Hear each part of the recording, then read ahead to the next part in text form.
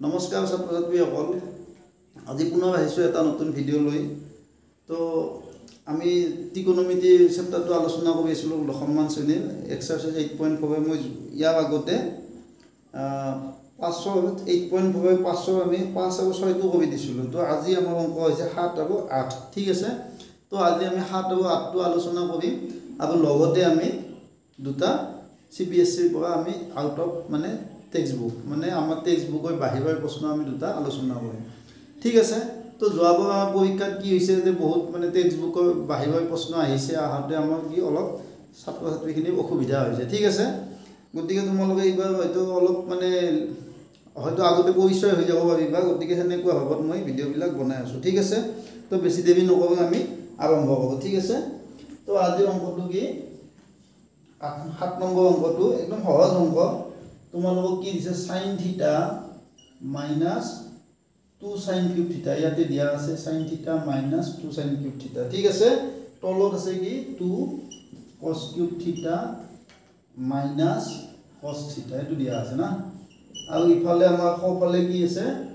সোঁফালে তোমালোকক দেখুৱাব দিছে tan θ দেখুৱাব দিছে tan θ দেখুৱাব দিছে ঠিক আছে তো অংকটো আমাৰ এটো বাওফালেটো সোঁফাল তো আমি বাওফালটো সোঁফালৰ সমান বা সোঁফালটো আমি বাওফালৰ সমান দেখুৱাব লাগে ঠিক আছে তো তোমালোকে এটা কাম কৰা তোমালোকে লেফট হ্যান্ড সাইডটো লোৱা মানে বাওফালটো লোৱা ঠিক আছে তো বাওফালটোৰ পৰা মই সোঁফালটো আনি দেখুৱাই দিম ঠিক আছে তো লেফট হ্যান্ড সাইডটো ললো আমি লেফট হ্যান্ড সাইডে কি আছে sin θ চাই লবা sin θ minus 2 sin cube θ ইয়াতে আছে 2 cos cube θ minus cos θ তো তোমালোকে এটা কথা মন কৰা যে ইয়াতে sin θ এটা আছে আৰু ইয়াতে sin θ তিনটা পূৰণ হৈ আছে মানে sin θ ইয়াতে এটা আছে ইয়াতে sin θ তিনটা পূৰণ হৈছে সেইকাৰণে sin cube θ হৈছে ঠিক আছে তো আমি যদি কমন লওঁ আমি তো কমন ল'ব জানো তো আমি মানে কম সংখ্যাটো আমাৰ কমন হয় কম সংখ্যাটো মানে ইয়াতে sin θ এটা আছে ইয়াতে তিনটা আছে তো কমন হ'ব এটা কমন আহিব দুটা পদৰ পৰা তো মই sin θ টো কমন ললো ঠিক আছে তো কমন ললি ইয়াতে কি থাকিব 1 থাকিব একো নাথাকা আন লাগে একো নাথাকা মানে কি আছে 1 আছে ঠিক আছে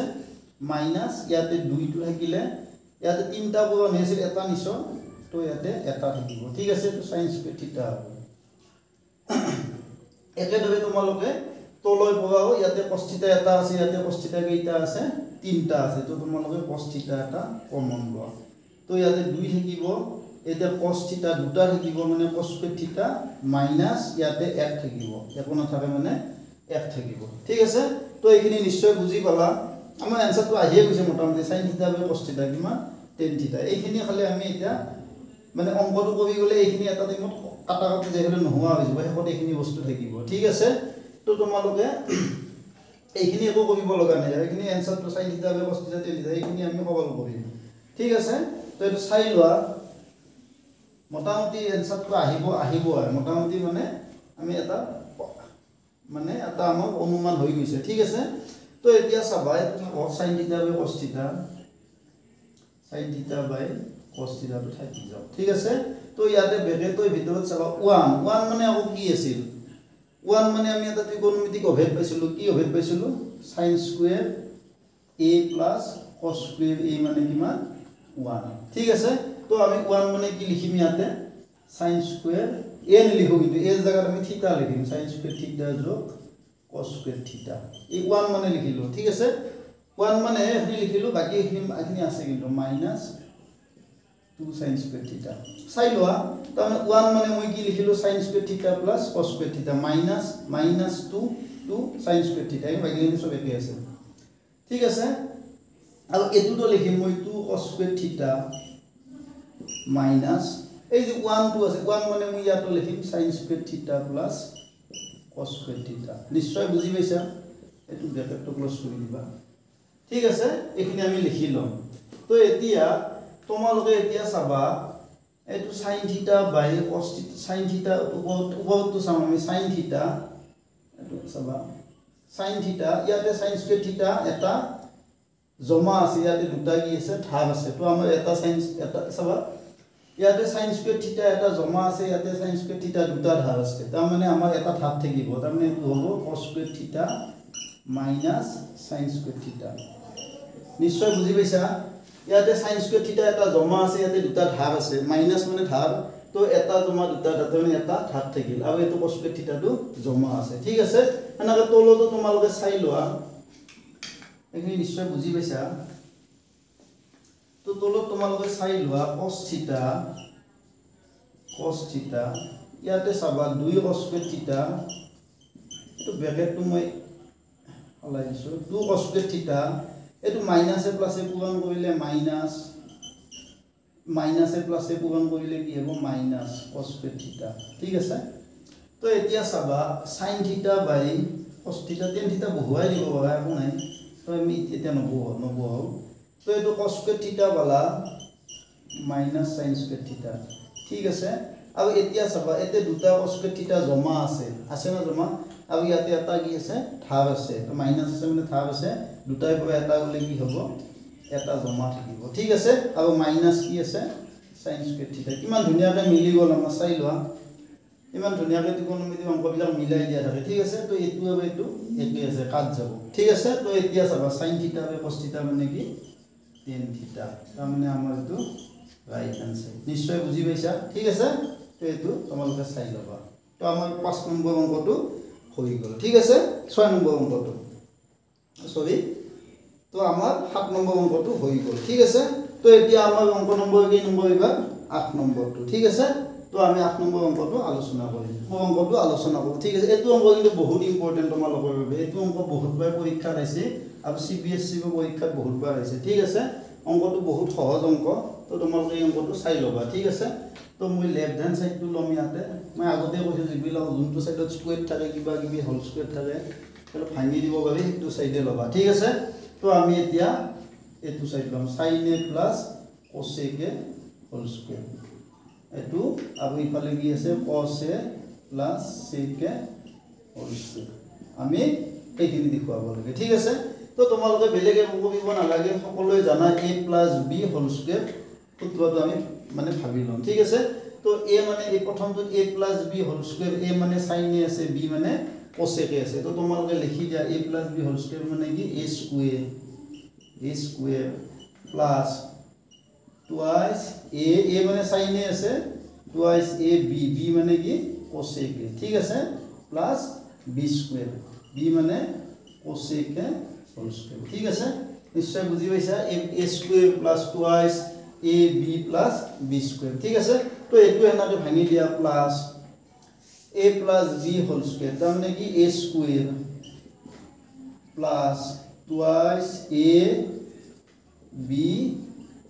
plus b square ঠিক আছে b মানে এবাৰ কিন্তু sec আছে এবাৰ a মানে cos আছে b মানে sec আছে ঠিক আছে তো এতিয়া চাবা এইটো আমি সৰল কৰিম sin a whole square মানে কি sin square a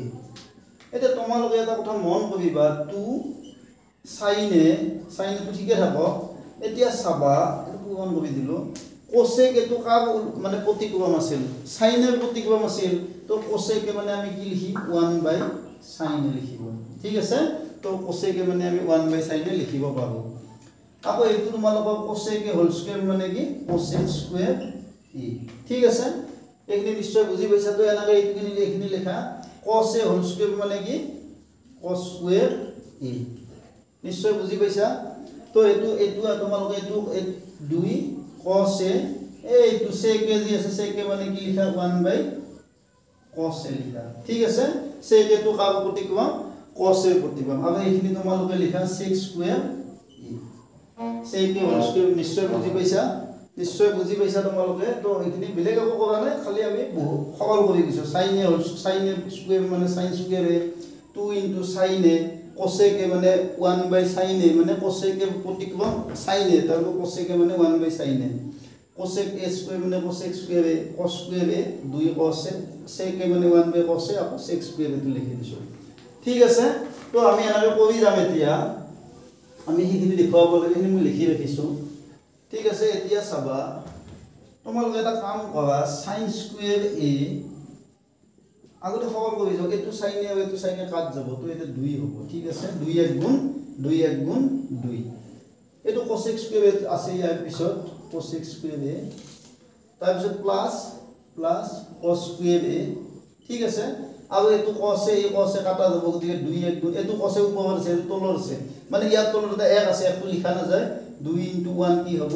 2 হ'ব ঠিক আছে আৰু হেতু কি হ'ব যোগ 6 স্কয়াৰ এটো হ'ল নিশ্চয় বুজি পাইছা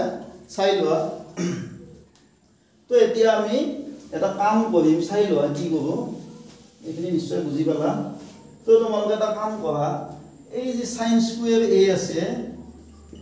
এই cos স্কয়াৰ এটো তোমালোকে আগত লৈ আনা এটো cos স্কয়াৰ আগত লৈ আনা ঠিক আছে তুমি ব্ৰেকেট দিলো তাহলে এটো আগত লিখিলো যোগ থাকিলে আগত পাছত একো কথা নাই লিখিব পাৰি তো এটো দুই আৰু এটো দুই যোগ কৰা 2 2 কিমান 4 ঠিক আছে আৰু এতিয়া চাবা cos স্কয়াৰ এটো মই থৈ দিলো cos স্কয়াৰ a আৰু এটো 6 স্কয়াৰ লিখা গল নে এটো 6 স্কয়াৰ cos স্কয়াৰ 2 2 4 আৰু এখিনি এটো লিখিলো ঠিক আছে তো এতিয়া sin স্কয়াৰ a যোগ cos স্কয়াৰ মানে আমি সকলে জানো 1 এটা অভেদ এটো 4 টু থাকিল